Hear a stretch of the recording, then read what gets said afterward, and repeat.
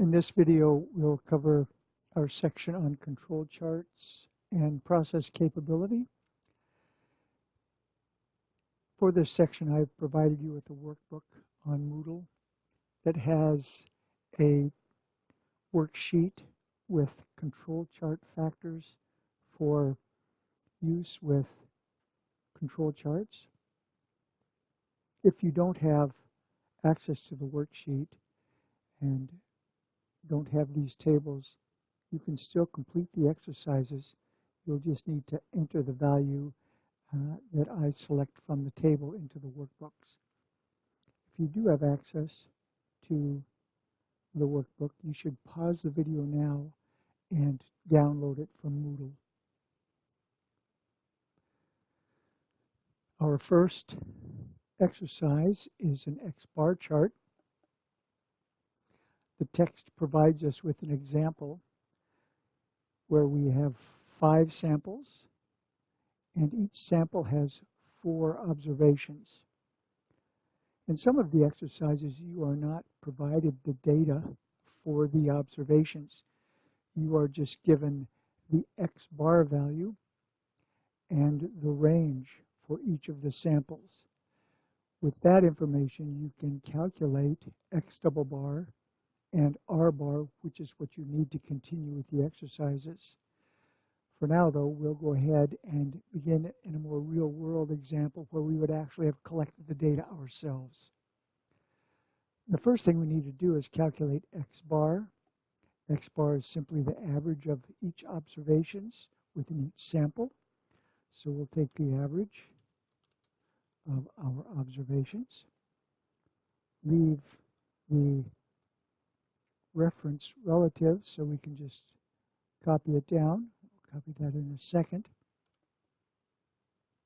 Our range, we'll go ahead and take the largest value in our set of observations and subtract it from the smallest value in our set of observations, and that will give us the range in that sample. So we'll take the max of our 4 observations in sample 1, and we'll subtract that from the min of our 4 observations in sample 1, and that gives us the range for sample 1. I'm just going to copy this down, and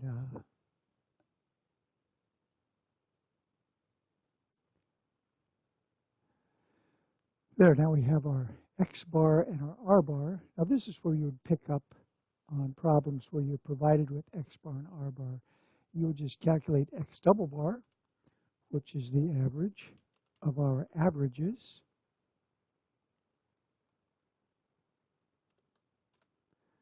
and R-bar, which is the average of our ranges.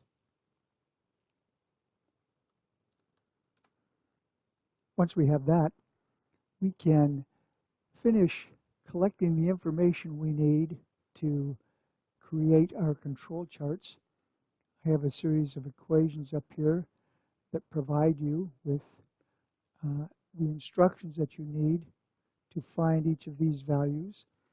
We've already solved for X-bar. X-bar is the average, so the sum of the observations over the number of observations, which we did. We took the sum of these and placed it over 4. X-double-bar, which is simply the average of the X-bars, so the sum of X-bar over K. Let's make a distinction between N, in this case, which is the number of observations. Let me throw you off a little bit, because a lot of times N is the number of samples. But in this case, K is the number of samples, and N is the number of observations. And we've already solved for R-bar, which is simply the average of the R's. We sum these up and we divide by K, or we use the average function in Excel. So let's fill in our values. K is going to equal 5. We have 5 samples. N equals 4. We have 4 observations in each sample. X double bar we've calculated. We'll just point to it. It's right here. That's 6. And R bar we calculated. That is 8. Now we need to get from our table A sub 2. And let's talk a little bit about how to find those values in the table. Select equals so I can go select it from the table, which is the best way to make sure that you get the correct number.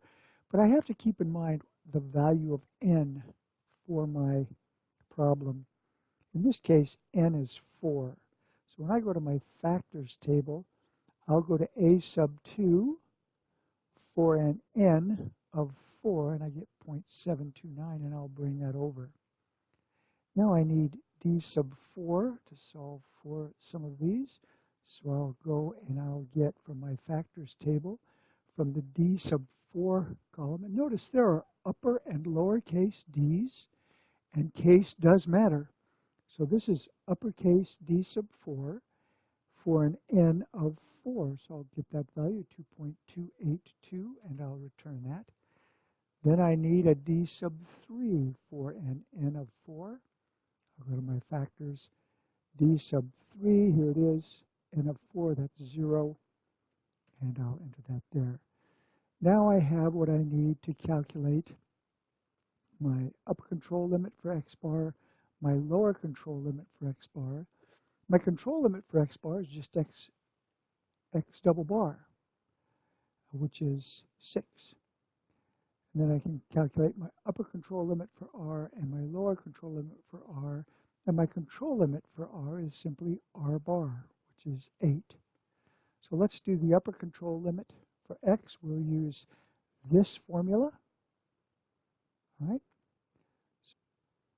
So we'll take X double bar, and I'll make that absolute because I'm going to copy it.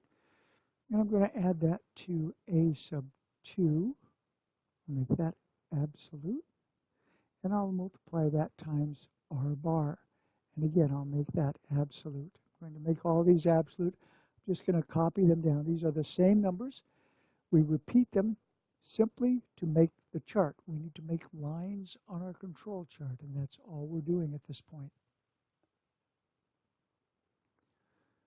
Now the LCL, or the lower control limit for X bar, equals, and I look at my formula here again, and that is X double bar, which I'll make absolute, minus A sub 2, which I make absolute. By pressing F4, place the dollar signs in, and I will multiply that times R bar, which again I press F4 to make absolute. My control limit, which is X double bar, equals, I'll get that and make that absolute. All right. Now the R chart. Let's make the R chart.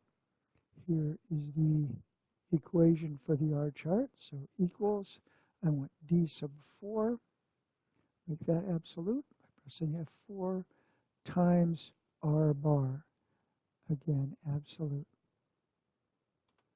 Lower control limit is going to equal 0, but we'll calculate it anyway, equals D sub 3, which I make absolute, times R bar, which again absolute. And the control limit itself is simply R bar, equals R bar, and I'll make that absolute. All right, I'm just going to copy these values down by highlighting them, placing my cursor on the autofill node, left clicking and dragging down. There we go. Again, I'm just using these to draw my charts. Now I'll draw my control charts. Start with the X chart, and to speed things along a little bit, I'm going to go ahead and highlight those values because they're next to each other, and Excel should handle that pretty well in building the chart. I'll insert a line chart, and I'm going to insert the line chart with markers. Be sure you insert the line chart with markers. The others will not work. Now I have my XbarRchart inserted. I'll give that a chart title here just so I know. I'll call that Xbar. Now I need to add to this my XBAR values. So I'm going to go ahead, click on my chart, make sure my chart's selected so that I get my chart tools. Go up to the Design tab, select Data. I want to select another set of data, so I'm going to add. The series name is XBAR. And I want to press the Tab key because I have to take that one out. I just press equals then. I'm going to select my XBAR values. Careful not to select the total. And then I'll say OK and OK. And now I've completed my XBAR chart.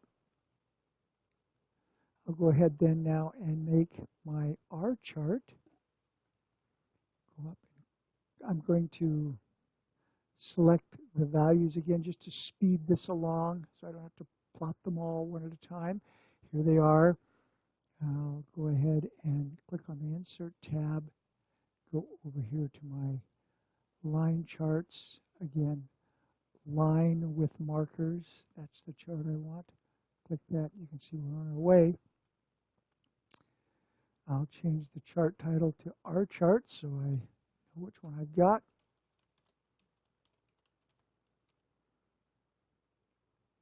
Okay. Now I need to click on the chart, make sure that's selected, go up to my Design tab in the Chart Tools, select Data, and I'm going to add a series of values, and I want to add the R values there. So I'll just tab over and type in an equal sign, and careful not to add the average there below. Select OK and OK. And now I have completed my XBAR chart and my R chart for the exercise. They're here for you to look at. We could have, if these samples were different, we could have gone into each of these charts, selected data, and put in our x-axis labels, but they're 1 through 5, and Excel automatically numbers them 1 through 5, so we were in good shape to begin with. And that concludes the XbarRchart for the course.